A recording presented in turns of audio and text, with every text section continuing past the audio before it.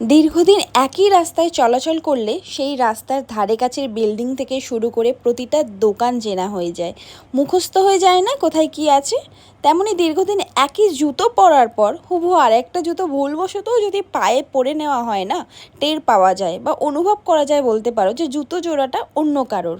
কিন্তু বহু বছর ধরে মার্বেল আকৃতির দুইটা চোখের দিকে তাকাবার পরও মানুষ চেনা যায় না, কিন্তু মানুষ চেনা অসম্ভব, একেবারেই অসম্ভব, অসম্ভব রকমের অসম্ভব। কি তাই না? ভাবছো তো, এত জ্ঞান জ্ঞান দিচ্ছি।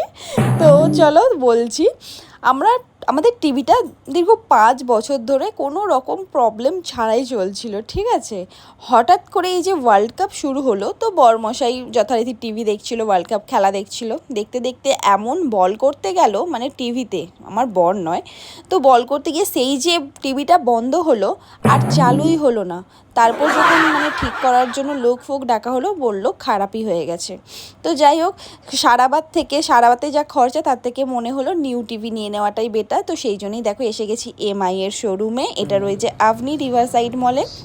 তো এখানে এসে যেটা বুঝলাম, এমআই এর কোনো সেরকম ভ্যালু নেই। তো যাই হোক, এমআই টিভি ব্যবহার করে দেখা হয়ে গেল। তো এখন আমরা নিতে চলেছি এলজি, মানে লাইভস গোট। তো যাই হোক, এখান দিয়ে এখন নামার পর ওম কিন্তু এই প্লেগ্রাউন্ড এরিয়াটা দেখতে পেয়ে গেছে আপনি মলের। তো যাই হোক, এখানে 60 টাকা দিয়ে টিকিট কেটে 10 মিনিটের জন্য নাচানাচি করার জন্য উঠে পড়েছে।